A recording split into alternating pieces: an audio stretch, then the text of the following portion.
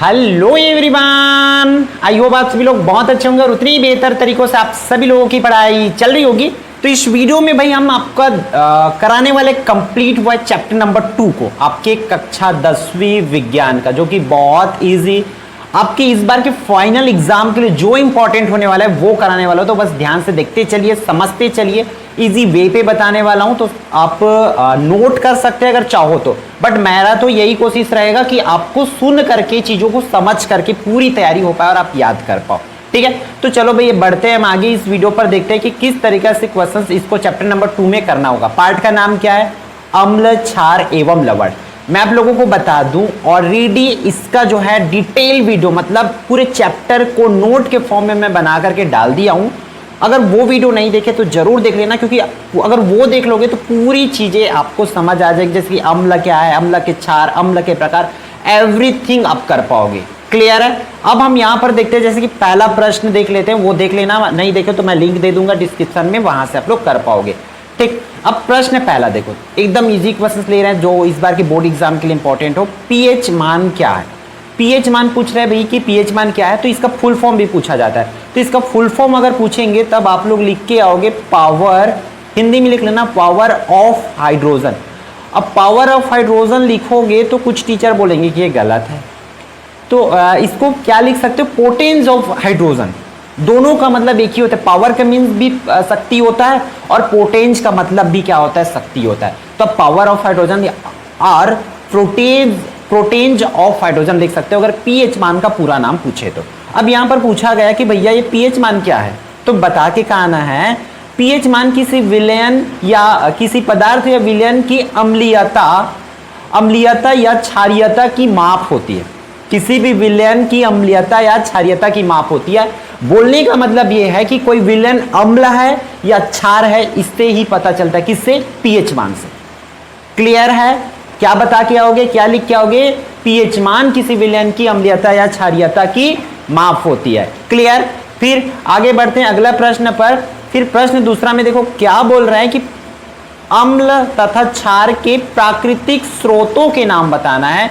यहां पर स्रोतों लिखा है तो ये वाली स्रोत है, ठीक है, स्रोत, सोर्स के बारे में बताना है कि कहां से आती है। तो देखो अम्ल के दो प्राकृतिक या क्षार के पूछा जाए तो आप लोग लिखोगी इमली, सेब, टमाटर, सिरका, इनसे मिलती है। तो किसमें कौन सा अम्ल है ये पूरा लिख सकते हो। क्षार जैसे कि चूना, खाने का सोडा, कपड़ा धोने का सोडा, ये आपको लिख के आना है। उसी तरीके से ये प्रश्न पूछे जा सकते हैं कि भोज्य पदार्थों में पाए जाने वाले किन्हीं दो अम्लों के नाम। तो भोज्य पदार्थों में पाए जाने वाले अम्लों के नाम कौन कौन से भाई? टार्टरिक अम्ल किसमें पाया जाता है? इमली में। मैलिक अम्ल सिरका में, तथा ऑक्जेलिक अम्ल पाया जाता है। ऑक्जेलिक अम्ल जो टमाटर में पाया जाता है। इस तरीके से आप लोग भोज्य पदार्थों में पाए जाने वाले अम्लों के नाम लिख सकते हैं। क्लियर है? अब आगे बढ़ते हैं प्रश्न क्रमांक 4 की ओर। आपके 2 नंबर के लिए घ्राण सूचक या गंध सूचक से आप क्या समझते हैं? तो घ्राण सूचक किसे कहते हैं, सूचक किसे कहते हैं, मैं डिटेल बता देता हूं। हालांकि कुछ क्वेश्चन यहां नहीं डाला गया है, तो सबसे पहले बच्चों आप लोगों को मैं बता रहा हूं सूचक। तो सूचक भाई ध्यान से सुन लो कि बोलते किसको है, कुछ चीजों को नोट करना पड़ेगा आप लोगों को, है ना। सूचक किसको कहते हैं? ऐसे पदार्थ जिससे अम्ल एवं क्षार की पहचान होती है उसे ही सूचक कहते हैं। ये आप लोग लिख के आओगे, क्या लिख के आना है? जिससे अम्ल एवं क्षार की पहचान होती है वही आपका सूचक होती है। फिर सूचक 2 प्रकार के होते हैं, 3 प्रकार के, प्राकृतिक सूचक, कृत्रिम सूचक और घ्राण सूचक। मेनली 2 ही प्रकार बोला जाता है, प्राकृतिक सूचक और कृत्रिम सूचक। तो प्राकृतिक सूचक किसको बोलेंगे? ऐसे सूचक जो प्रकृति के द्वारा प्राप्त होती है उसको प्राकृतिक सूचक कहते हैं। आप लोग लिखते चलेंगे, मैं बताते चल रहा हूं आप लोग को, ठीक है। ऐसे सूचक, क्योंकि कुछ क्वेश्चन इसमें मेंशन नहीं हो पाई है बाय मिस्टेक, तो हम उसको मैं बता रहा हूं जो आ रही है। तो जिससे अम्ल एवं क्षार की पहचान होती है वो सूचक। तो सूचक 2 प्रकार के होते हैं, प्राकृतिक और कृत्रिम। तो प्राकृतिक किससे बोलते हैं? जो प्रकृति द्वारा प्राप्त होती है। जैसे कि हम बोल सकते हैं उदाहरण में प्राकृतिक का, तो मैं लिख देता हूं यहां पर प्राकृतिक का उदाहरण आप लोग लिख सकते हैं। कौन कौन सा भाई? लाल पत्ता गोभी, सूचक लाल पत्ता गोभी, ये आप लोग लिख के आ सकते हैं। लाल पत्ता गोभी हो गया। और आप लोग जैसे कि दूसरा गुड़हल का फूल हो गया, है ना, हल्दी का फूल, हल्दी का फल, ये सब चीज हो जाएगा। हल्दी से भी होती है, हल्दी के फूल से भी होता है, हल्दी के पत्ते से भी होती है, इस तरीके से, ठीक है। तो ये प्राकृतिक सूचक। तो अब कृत्रिम सूचक किसको बोलेंगे?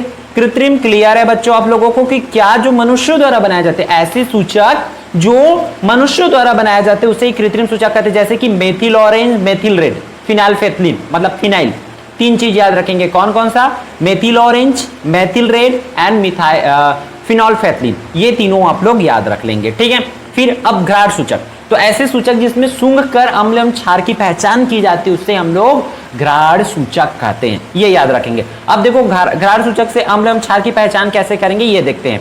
तो घ्राण सूचक अम्ल की उपस्थिति में गंध नहीं बदलती है, परंतु क्षार की उपस्थिति में इसकी गंध जो है गायब हो जाती है। इस तरीके से आपको बताना है, ठीक है। फिर अगला इंपॉर्टेंट प्रश्न, ताजे दूध का पीएच मान 6 होता है, दही बन जाने पर इसके पीएच मान में क्या परिवर्तन होगा? तो जाहिर सी बात है दूध का पीएच मान कितना होता है? 6। दही बनेगा तो उसका पीएच मान क्या हो जाएगा? कम हो जाएगा। यहां पर लिखा पीएच मान क्या हो जाएगा? कम हो जाएगा, जिसके कारण दही क्या हो जाएगा? अधिक खट्टा हो जाएगा। ये आप लोगों को लिखना होगा। फिर अगला प्रश्न, अचार को तांबे एल्यूमिनियम के बर्तन में क्यों नहीं रखा जाता? तो इसके आंसर इस तरीके से लिखेंगे, अचार में अम्ल पाया जाता है, ठीक है, जो तांबे व एल्यूमिनियम के साथ क्या कर लेता है? क्रिया कर लेता है, जिससे अचार क्या हो जाती है? खराब हो जाती है, जो हमारे लिए क्या होते हैं? हानिकारक होते हैं। सिंपल से अचार में अम्ल पाए जाते हैं, वो अम्ल जो है धातु से क्रिया कर लेते हैं, जिससे वो हमारे लिए क्या बन जाते हैं? हानिकारक बन जाते हैं। इस तरीके से आप लोग लिख के आओगे, ठीक। अगला प्रश्न, सुरेश एक दृष्टिबाधित छात्र है, वह किन किन सूचकों का प्रयोग कर अम्ल एवं क्षार की पहचान कर सकता है? अब दृष्टिबाधित है भाई बेचारा, वो देख नहीं सकता, तो जाहिर सी बात है वह क्या कर सकता है? वो घ्राण सूचक के द्वारा, किनके द्वारा?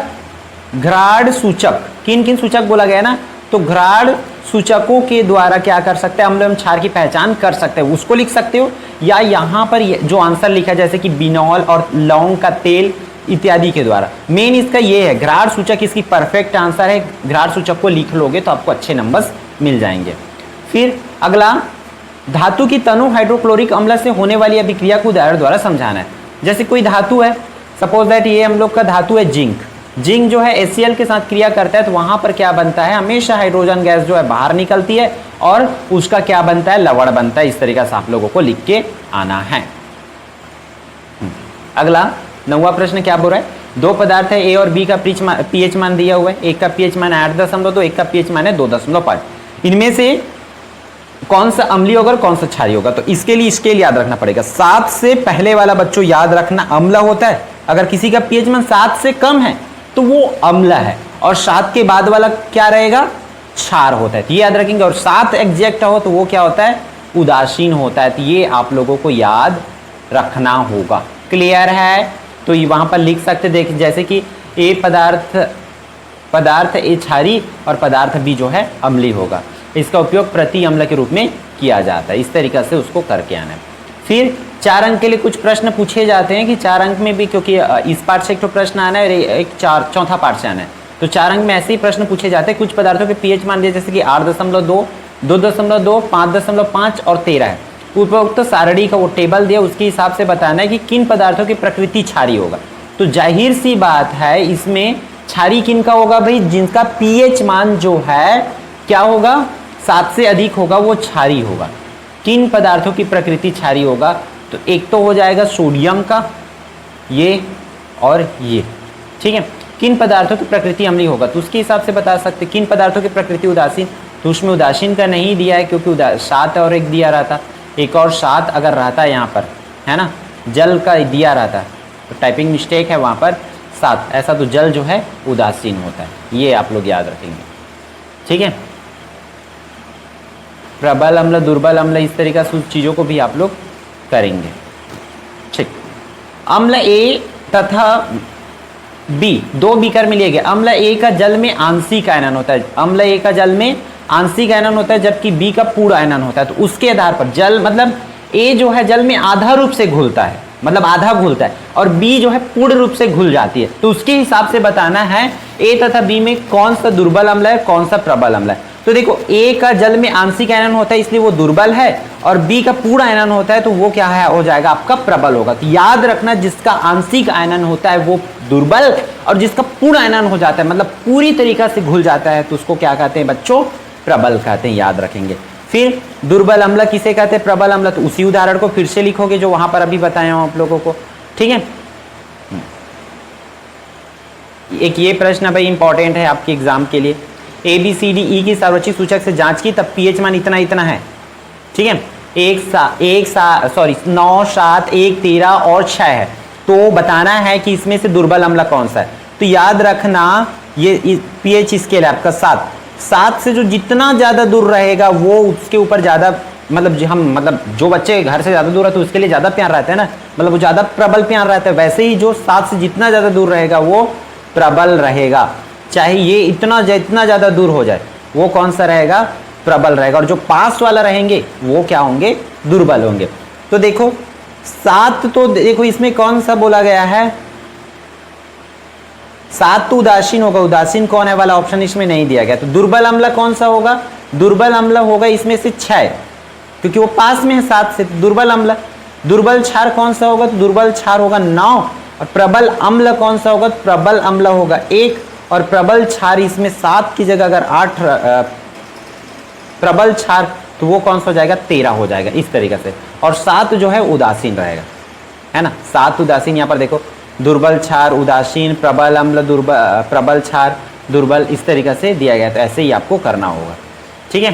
फिर एक तो ये अम्ली मूलक क्षारी मूलक वाला क्वेश्चन कर लेना भाई, इंपॉर्टेंट है इस बार अम्ली मूलक और क्षारी मूलक पहचानने वाला। तो इस तरीके से आपका अगर इन क्वेश्चंस को कर लेते हो तो आपका चैप्टर जो है खत्म हो जाता है, क्योंकि इसी तरीके के क्वेश्चंस ही आपको पूछे जाएंगे, ठीक है। तो इस वीडियो में इतना ही, फिर हम मिलते हैं आने वाले इंपॉर्टेंट